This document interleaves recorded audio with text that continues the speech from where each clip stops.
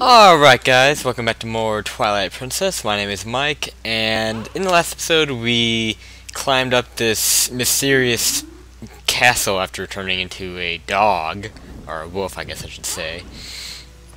And now we're outside and just trying to figure out exactly where we need to go.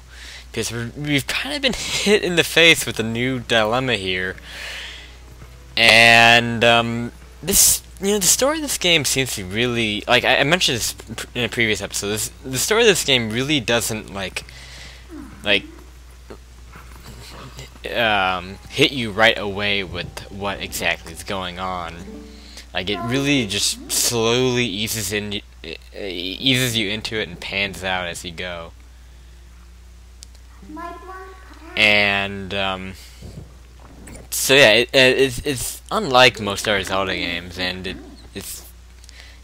it kind of takes on more of a cinematic type of outline, really, and that's a big aspect I need to note about this game, is that it's very much more cinematic than the other Zelda games. And what the hell am I? Am I running out of battery? Crap. What? Hold on. Really? I just replaced these. Okay, I'll be right back. Alright, those look good. Sorry about that. I wasn't expecting my batteries to go out. I thought I just replaced those. But, now I completely lost my train of thought. But, this area here on top of the castle is kind of difficult, actually. It can be nerve-wracking. You have these annoying, like, flying bird enemies right here. And, by the way, I'll get into more what this atmosphere around us really is, but we haven't really found that out. Again, that's kind of related to this game, that this game doesn't really explain everything right there for you in one like single cutscene or something. Like it pans out, and you kind of have to pay attention if you really want to know what's going on. Oh god, I hate this part. Like, well, not this part, but the part coming up is really annoying because these guys. Because you can actually fall off this. If you fall off, then you start back from the last door like this. You'll see in just a second. Here's my demonstration of that. What happens when you fall? You basically start up back at this door. Actually, wait a minute. Where did I start back up? Okay, maybe I'm wrong about that. I thought you went back to the last door that you came into this or came out here. Yeah, I need to start kind of focusing. The skulls can give you health, or any other. And don't jump off. What the hell? Jeez, I'm really disoriented. You have to be careful here because it's kind of like right there is a gap. It's kind of hard to tell that's a gap. And these guys are really annoying here because you don't have a lot of room to fight them. It takes two hits if you do the charge attack here. So yeah, the wolf is pretty powerful. These enemies in this realm are pretty weak. I believe Midna's gonna do this. Oh boy, this is the part that I hate. After you get done jumping over here, you have to be on top of these roofs. Roofs? Is that how you say it? The plural form. And then you have these birds coming back and attacking you again. And it can be really easy to fall off this. I just like to run past them. I don't even mess with them. I've learned my lesson after so many falls there. And just not to mess with those birds. Now we're going up the staircase. Or I guess jumping out here. And this is our destination.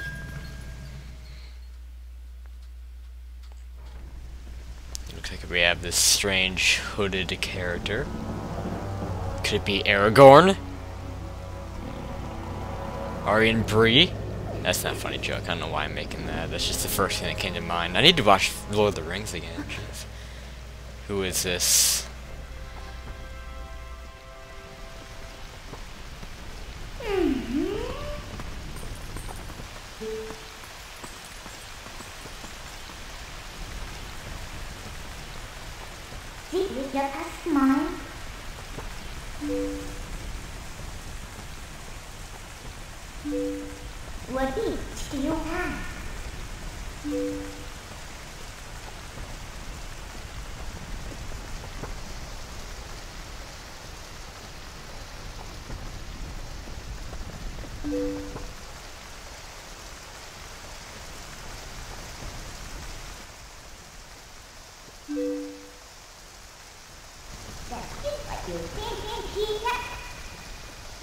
very helpless Jasper.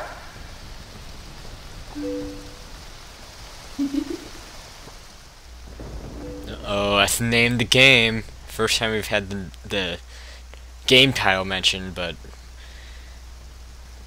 it's a very mysterious phrase, definitely. The Twilight Princess. You'll learn exactly who that is. But this mysterious figure, speaking of Hyrule. And we're starting to get a little more into the Twilight realm, it seems. Okay, yeah, this will explain it, actually. This cutscene coming up.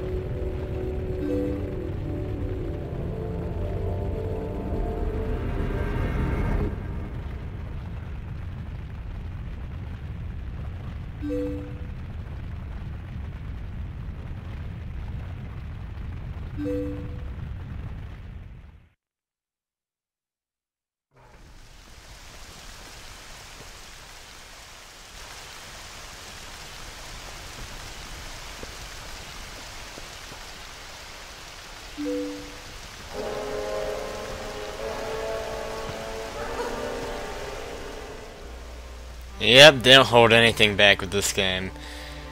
They don't bullshit us like Ocarina of Time and Wind Waker did and have her under a alternate alias. They just they reveal her right away.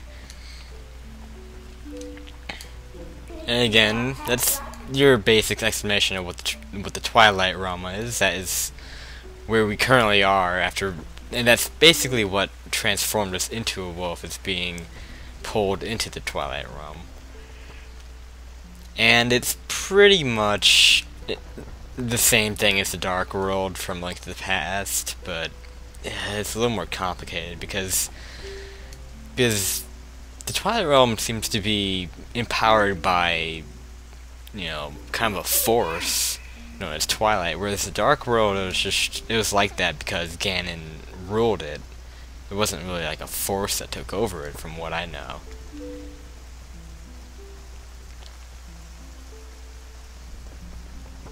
And yeah, whenever you can tell that you're in the Twilight realm whenever you see all those pixelated squares in the sky kind of going up. You see that in the background there? It's something you're going to see a lot when you're in the Twilight realm. And that should be it for the cutscene, yes. And Zelda would just stay here. She'll just tell us to leave. I believe there are like guards or something coming who don't actually show up. Like, you know, you can't just like sit here and wait for them and they'll kill you or something. You just gotta exit. I believe you take a different way out, don't you? Because, yeah, Midna will stop you.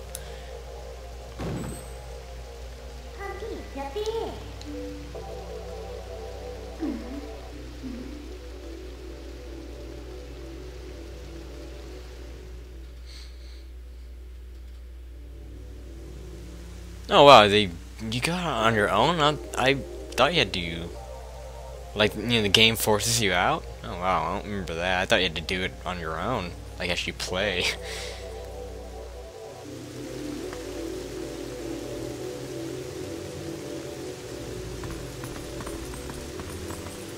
Katie is smiling.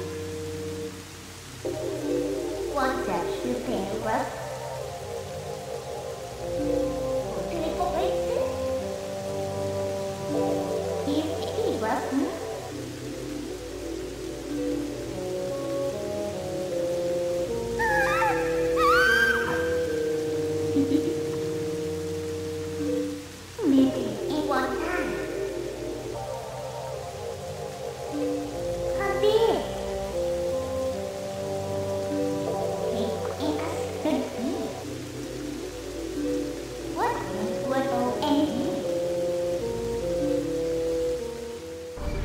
I don't know if Midna's shape-shifting like that is actually her shape-shifting.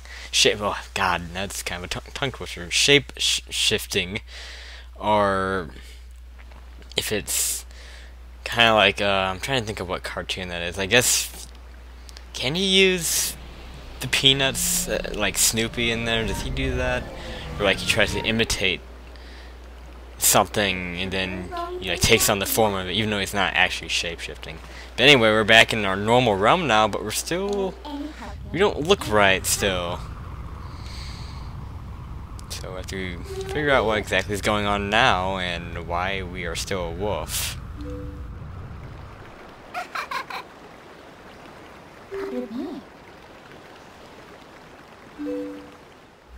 But now we don't have Midna anymore, which is nice. I mean, you know, I don't know like what to say about Midna. She seems to be like, of course, she's the Navi character in this game, and of course, you know, Navi's well known for being extremely annoying and not a very high reception from fans. Even though like she's kind of the character that people love to hate. That's kind of how I feel. But Midna, a lot of people seem to like Midna because of her character, because she seems to have more of a likable character. She's a lot like Tetra, like that's how I feel. She's a lot like Tetra from Wind Waker, which in my opinion is one of the best characters in the Zelda series. So maybe that's why people don't mind Midna so much, even though she is the kind of annoying Navi character who continuously interrupts you and tells you what to do. But maybe because she has a likable enough character, then people don't mind her. I actually kind of feel that way about Tattle from Majora's Mask too. She reminds me a lot of Midna, actually, if you pay attention to her text. But even though Midna's physical form is no longer with us, she kind of has like a shadow form with us now that I guess takes the form of our shadow. I mean, I guess that's how it works. I guess that's how the Twilight people work, because she is a Twilight being. She's not a normal being. That's why she was in her own state there. But now we need to find a sword and shield. So finally, after what, 5 episodes? This is episode 5. We're finally gonna do something about getting a sword and shield. I mean, we did have a wooden sword before we turned into a wolf, but you know, that wasn't like an actual sword. It's just like a practice sword. So yeah, that's just another example of this game kind of dragging out in the beginning. Like the beginning of the game taking a little while, and I can't see my screen right now. Hold on, let me turn off my light. Give me a second. Never play this game with the lights on, and I almost went away from my from my controller when enemies attacking me. Jeez, wow. Okay, yeah, I paid a little bit better attention to that. Alright, so we need to go into Orden Village to get our sword and shield. And we need to be a little bit more stealthy about this. Of course, now with this being, with the real world being a little more corrupt, and shit going down here, this is now been taken over by monsters. These guys actually take a couple, I don't know why I'm fighting them, I can just run past them, but regardless, let's go down here. Oh yeah, that's right, you can talk to animals too. That's something else, a kind of interesting feature about the wolf is that you can talk to animals. Something that, you know, isn't as useful as it could have been. Like I thought it was gonna be a real cool feature that would be used a lot in this game, but I don't mean to spoil anything, but it isn't used that much in this game. It's interaction with animals, and I thought that was a big missed opportunity. I thought they could have done a lot with that feature. I don't know exactly what, but I just feel like animals could have played a huge part in this game because of that.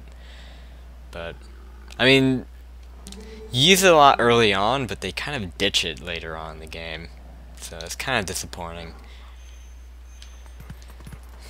But regardless, point made there. And actually, in this little part of the game where you're looking for your sword and shield, talking to animals does become really useful. I hope you didn't hear my stomach growl there, by the way. That's after I've been eating. Ugh. I don't even want to talk about it. Yeah. Don't eat Pop-Tarts that have been sitting out for a while. I can tell you that is not a good idea.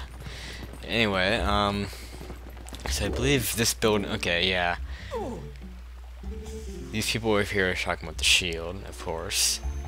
But if you get close to them,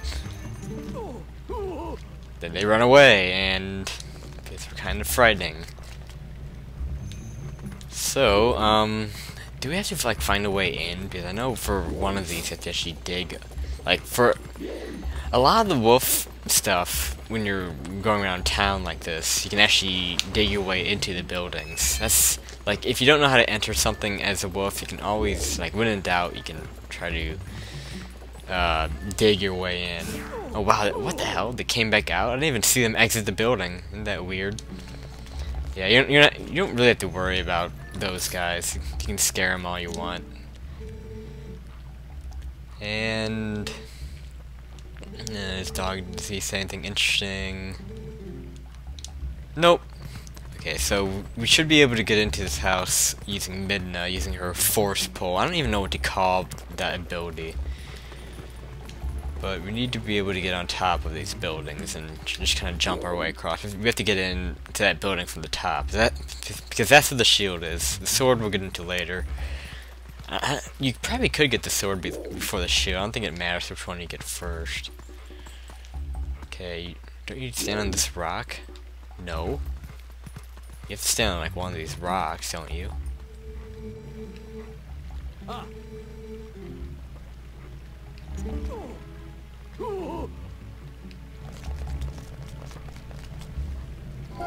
There we go. Okay, you have to trigger that cutscene somehow. Apparently have to get close, but not too close. And trigger a little conversation there, and then Midna would notice the opening up there because, you know, we can't figure it out for ourselves. Midna has to notice it. So now we can jump up there. Oh my god. I mean, I knew there was something to do with that cutscene, but I didn't know you had to do it. Ah, crap. Now we just got spotted. Is she gonna send something after us? Yeah, like the hawk. The hawk is gonna come after us, isn't it? Oh, damn it. I mean, I don't know how else I could have avoided that, but yeah, you gotta look out for that. Okay, so it should be this rock. Yeah, this rock over here you start on, and then you can do your force thingy. And And then, oh yeah, we can come back behind this guy and scare him. Pay him back for threatening us with the hawk. And he just jumps off. Which is hilarious because we don't find him anymore. I guess he died. Oh shoot. Okay, new mechanic. This is kind of this game's version of the ocarina. This game doesn't have it doesn't really have a musical instrument like the other 3D Zeldas do. But it does have this, where certain spots you can actually howl and howl a melody and make something happen. It's not used that much. Like, you don't use it the way you do your musical instruments in the other games, where you can do it on command. You have to do it in designated areas, and you'll be able to make little things like this happen. So now we've actually summoned the hawk. I don't know what this actually does, though. I don't think we have to do it. But I guess that's just kind of our indication that we can do it. Alright, so let's actually use Midna to get over here. Remember to hit the A button quickly, too. Because whenever you're on, like, narrow ledges and stuff, if you don't hit the A button quick enough after you land, you'll fall off. So this should have the shield in it, but let's figure out how. I guess Midna would just, yeah, would just go up. It's weird because there are some obstacles, like there's some rooms in this game that you have to get up to certain heights with the Wolf Link, but you have to like do it on your own and not use Midna. I don't know, it's weird. That's why I don't really understand this mechanic, because it just does it whenever it feels like it. But there you go, there's our Orden shield, and now we just need the sword. Looks kind of cheap, yeah, it's kind of a wooden shield. I don't think it burns. It shouldn't burn like the Deku shield. Something tells me it does, though. Or something like, there's a way you can lose it, and I'm not just talking about like likes, but anyway, let's see how we get out of here. We don't need to light any torches. I remember eventually we do have to light torches. You can pick up pot. Yeah, you actually can pick up pots with Wolf Link. Just pick them up with your mouth. Yeah, we just exit through the window. That's right.